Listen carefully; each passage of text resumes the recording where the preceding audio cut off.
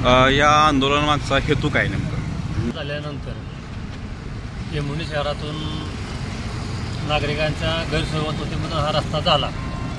रस्ता मंजूर झाला, रस्ता मोठा झाला. रस्ता मोठ्या प्रमाणात झाल्यानंतर टेंभुर्णीच्या वैभवात भर पडली. तशाच लोकांच्या अडीअडचणी पण दूर झाल्या. ठीक आहे, सगळं ठीक आहे, परंतु अपघाताचं प्रमाण पण वाढलेलं आहे.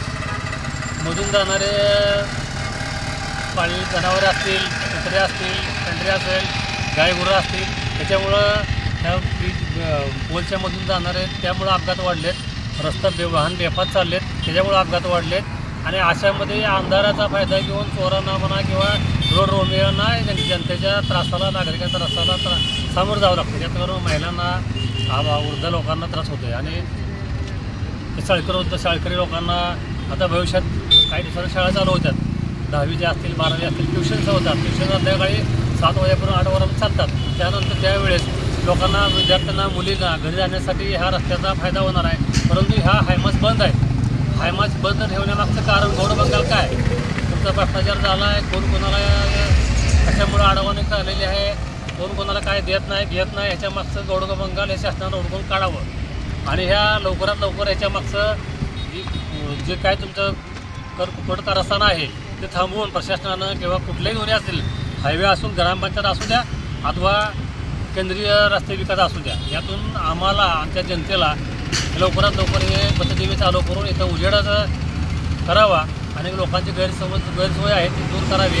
आणि त्या शिवसेना, उद्धव ठाकरे, टेंभुर्णी शहर महाविकास आघाडीच्या माध्यमातून, राष्ट्रवादी, शरदचंद्र पवार, काँग्रेस, पवार आणि आयकॉमच्या माध्यमातून आम्ही पूर्ण आंदोलन आज विचार केले.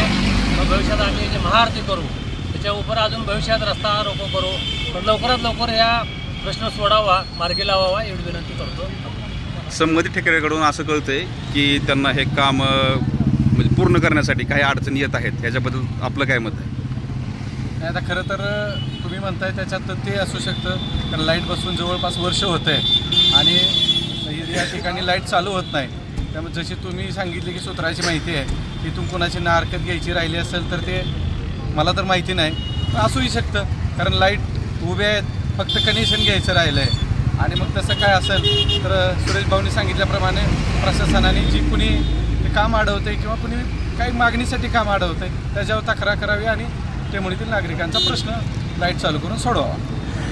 सध्या टेंभुर्णी हे खूप मोठ्या दळणवळणाचं हे मोठं जंक्शन बनलेलं आहे आणि टेंभुर्णीच्या वैभवामध्ये खूप मोठी भर पडलेली आहे.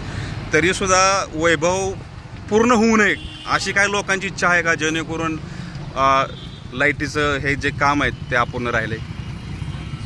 नाही, काही या टेंभुर्णी शहरामध्ये अशी काही लोक आहेत की विकासाला सुद्धा अडवं येणारी लोक आहेत. त्याच्यामुळं काही लोकांचा हा सुद्धा हेतू असू शकतो की लोकांना नाहक त्रास करण्याच्या हेतूनं हे काम सध्या थांबवलेलं असेल